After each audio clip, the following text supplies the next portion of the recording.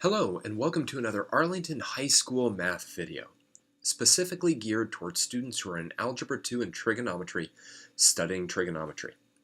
In this video, we're going to be looking at the horizontal or phase shift of a trigonometric curve and basic trigonometric equation solving. Both of these topics, hopefully you've had a little bit of exposure to at this point. We're going to do some basic theory on them, do a few very simple problems to help you get ready for any kind of assessments that you might have coming up. All right, let's begin. We're first going to be talking about horizontal shifting of trig functions, what New York State calls the phase shift. Before we do that, though, I want you to keep in mind that this is exactly the same pattern we've seen with horizontal shifting of other functions. For instance, in exercise 1, it says given that the function f of x equals x squared is shown graphed below, right? So your most basic parabola ever.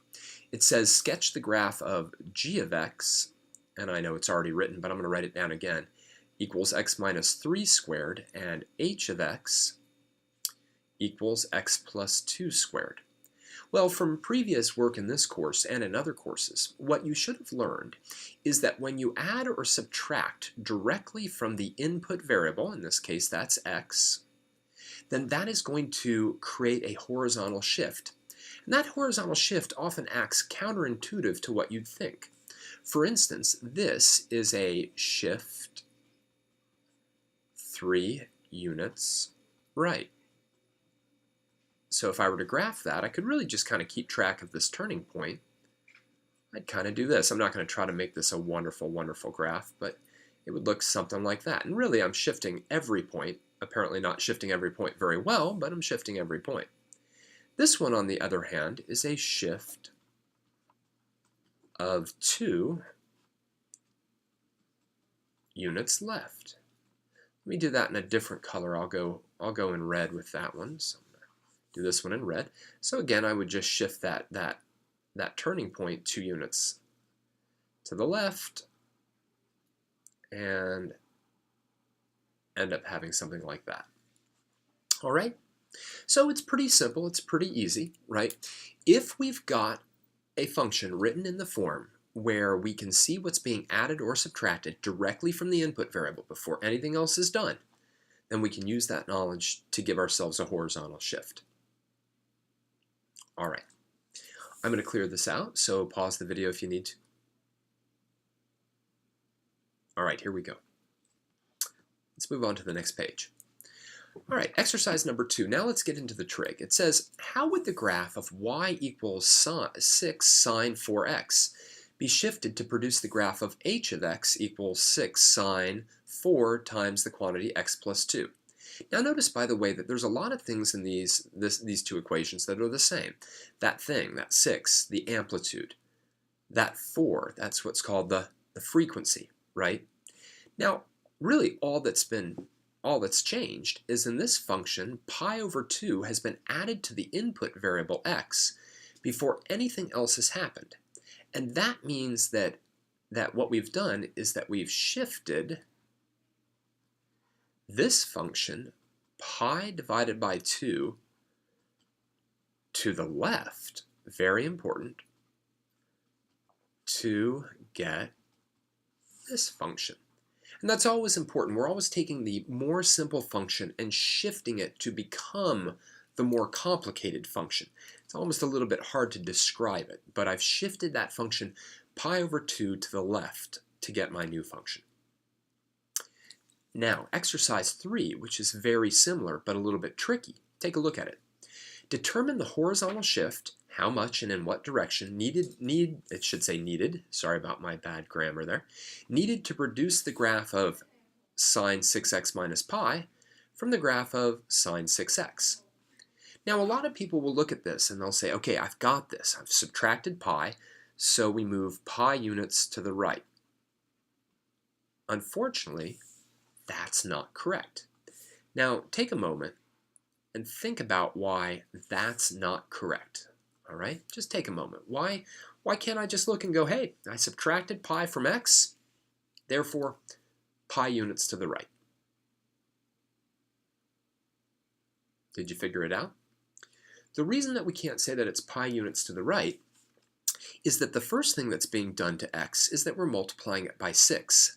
then we're subtracting the pi. The problem is, in order to identify a horizontal shift, again, New York State calls this a phase shift, in order to identify that, we have to be doing something to x before, we have to be adding or subtracting to x before anything else happens. All right, we can't multiply it by 6 first.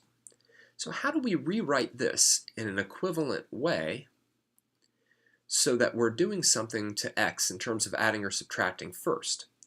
Well, in order to do that, what I'm going to do is I'm going to factor the frequency out. Excuse me, I'm sorry about that. I'm going to factor the frequency out. Now this is a little bit tough because I have to think about what goes here. What would I have to multiply 6 by? Let me call it, I'll call it t. What do I have to multiply 6 by in order to get pi? Well, that number would be pi over 6, right, if I multiply through. So what I can see is that when I rewrite this in factored form, I'm now moving pi over 6 units right. All right. So I take that simpler curve, y equals sine 6x, and I move it pi over 6 units to the right. Now all of this is good, but unless we can translate it into a graph and really understand how it affects the graph of the function, then it's no good. So I'm going to get rid of this text, pause the video now if you need to, and then we'll move on to a graphing problem. All right, let's do it. Clearing it out. Oh boy, here's the whole deal. This is everything we got. Consider the function y equals 3 sine 2 times the quantity x minus 3 pi over 2 plus 1. Woo! Graph the function on the axes below over the interval 0 to 2 pi. So I just want to start at 0, and I'm going to end at 2 pi. That's not too bad. All right, let's do it. Well, before we get into shifting and all that, let's identify some things that we know. First off, the amplitude. You know, how much it rises and falls above the midline. Well, that's 3. All right, so that's a start. That helps me. How about that midline? Well, my midline is always my vertical shift. My midline, if you will, is y equals 1. All right, so those are my two vertical things. My amplitude, how high and how low it goes above the midline, and then what is my midline, right? How high above and below does it go? Now, let's take a look at some horizontal stuff. So this is all in the vertical. Let's talk about that 2. That 2 is what's known as my frequency. All right. Now, the frequency is important, but what's more important in terms of graphing is what's known as the period. I need to know how often my trig curve is going to repeat itself. But remember that b times p is always 2 pi. So if I know my frequency is 2, and I don't know my period, I can always substitute it in, and then I'm sure this isn't very difficult. The period is pi. Now that's amazingly important. That means I'm going to get the entire trig curve is going to repeat itself in this single stretch from 0 to pi.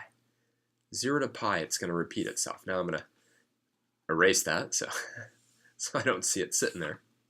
Now the last thing is that x minus 3 pi over 2. That's my phase shift or my horizontal shift. Phase or horizontal shift. Now, what does that really mean? What that really means, really, is the following. I'm going to graph my midline. Okay, there's my midline, right? There's y equals 1. I'm also going to graph that horizontal shift at x equals 3 pi over 2. And the way I like to look at it now is that this is my new set of axes. And because it's my new set of axes, I can kind of ignore that and that, right? Now I have to deal with the amplitude and the period. Keep in mind, though, we're going to complete an entire cycle, an entire sine cycle, in the span of only pi units. Now this is a little tricky to think about. Remember, sine starts at its midline. So I'm going to put a big dot there. Now normally I would go, a quarter of a period over, and go 3 up. But now this entire distance, well, that's not pi over 4, that's pi over 2. Keep in mind this is also pi over 2. So we should get a full cycle in this space. That means we should only go over half this distance, right? Think about it.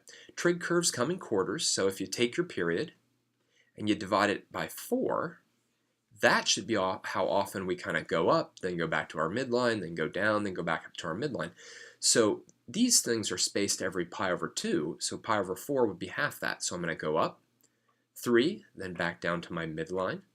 And really it says stop at 2 pi, so I'm okay. Now let me go backwards, right? I'm going to go 1, 1, 2, 3. Then I'll be back at my midline. Then 1, 2, 3. Then back at my midline. Then 1, 2, 3. Whoops. Oh, I went way too far downward. I should have only gone down this far. I apologize for that. I was counting from the x-axis. I should have been counting from the midline. But 1, 2, 3, I caught myself the next time and back up. So this is what my graph now looks like. Notice I get that entire sine cycle in 1 pi.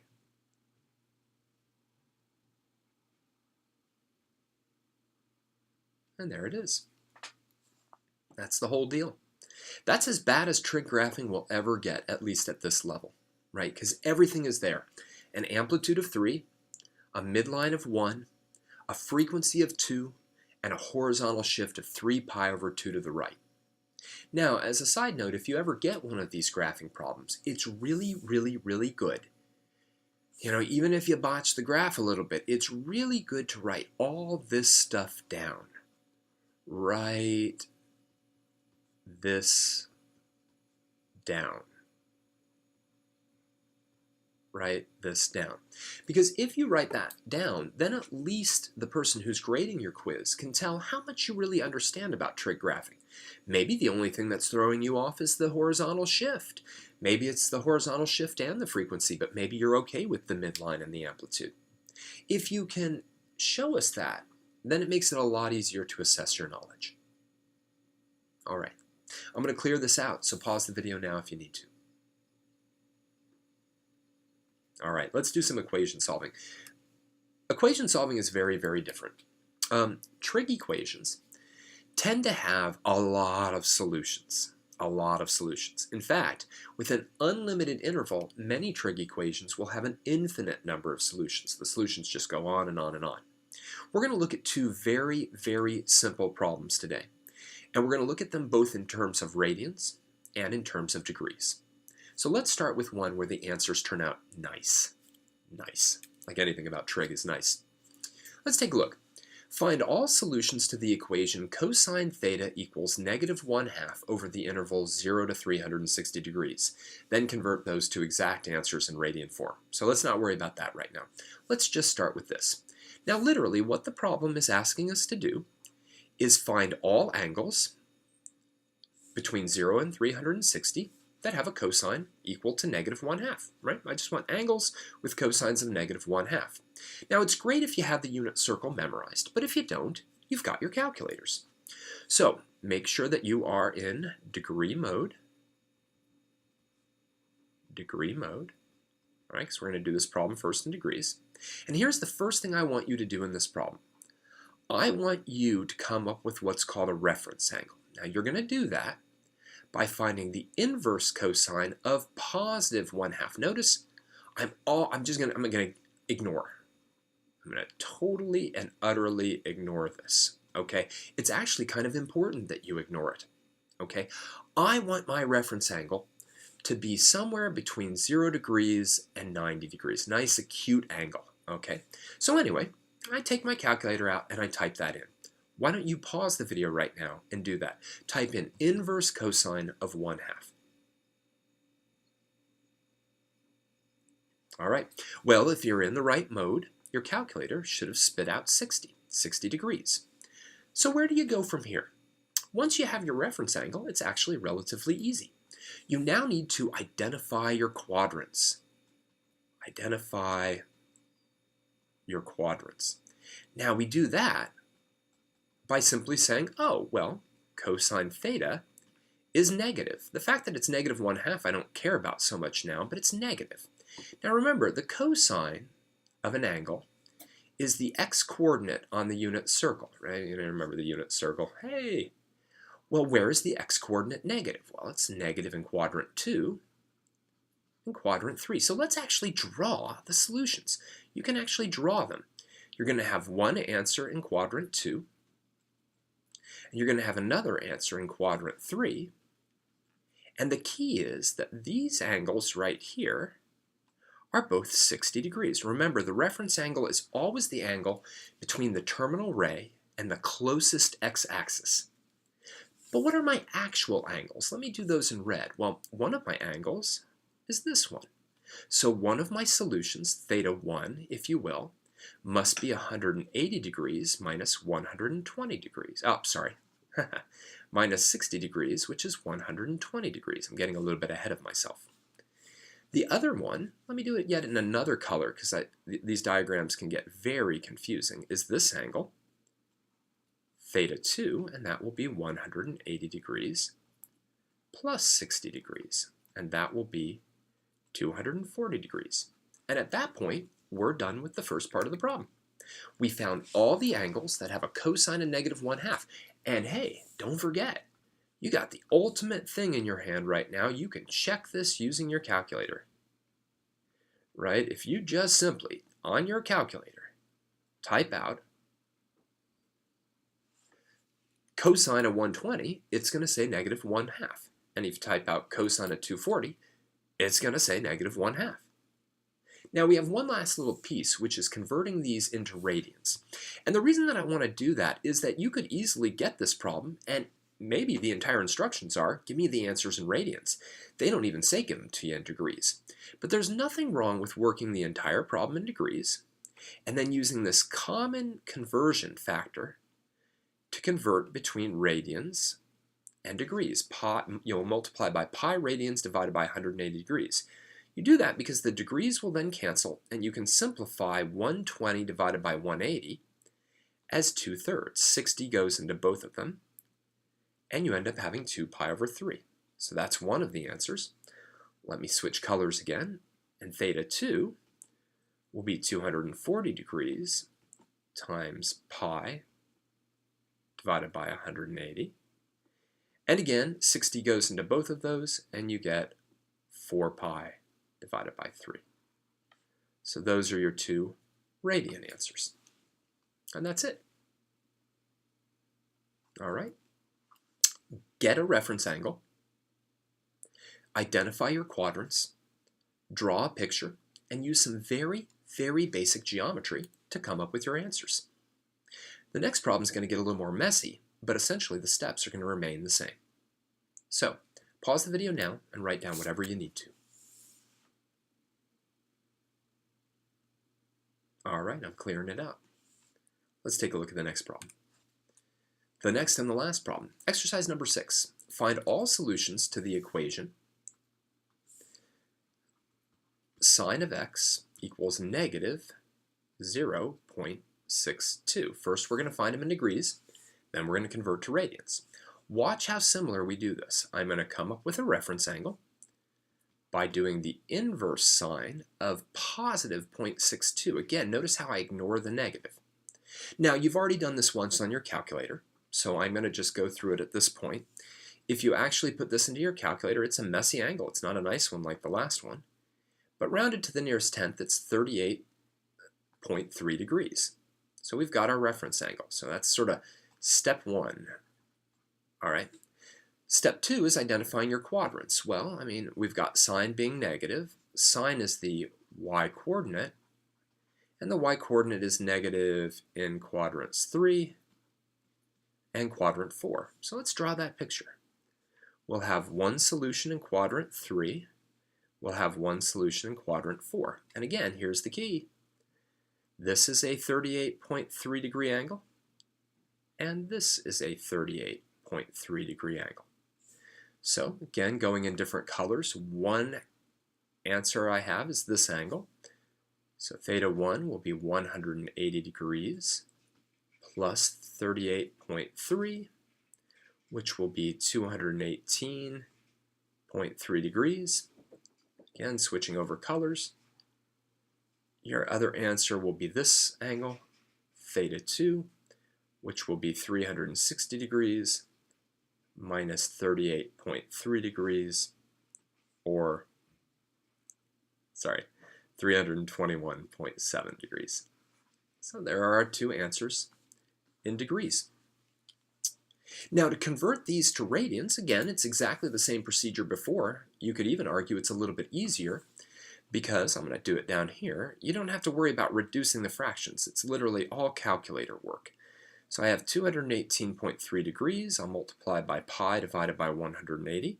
Again, no need to simplify, like literally multiply these two out, get an answer, divide by 180, and you'll have 3.81 radians. Radians are technically unitless, so I don't have to actually write down the word rad, but you can. Theta 2, 321.7 degrees, times pi radians, divided by 180 degrees. Again, cancel. Multiply 321.7 times pi, then divide by 180. That should look like a 5. It doesn't. Let's try that again. 5.67. No, it's 5.61. Oh man, I can't finish this problem. There we go. Again, easily checked, even in radian mode. If you took out your calculator right now and typed in, what is the, sine, let's say, of 3.81 in radian mode, it would give you something very close to negative 0.62. Wouldn't be exact because we've rounded quite a bit along the way, but it would be very close. All right, pause the video now and then we'll finish up. All right, here we go. So we saw two very, separate topics in trig today. We saw the horizontal shift and how to think about it, how to identify it, and how to even incorporate it in a large graphing problem. And we also saw how to solve very, very simple trig equations that basically involved finding a reference angle, identifying quadrants, drawing a good picture, and then coming up using some basic geometry with the solutions to the equation. We also looked at how to convert those solutions, if they're in degrees, over to radians. All right. Well, thank you for tuning in and watching yet another Arlington High School math video, specifically geared towards Algebra 2 and trigonometry students. Until next time, my name is Mr. Weiler. Keep thinking and keep solving problems.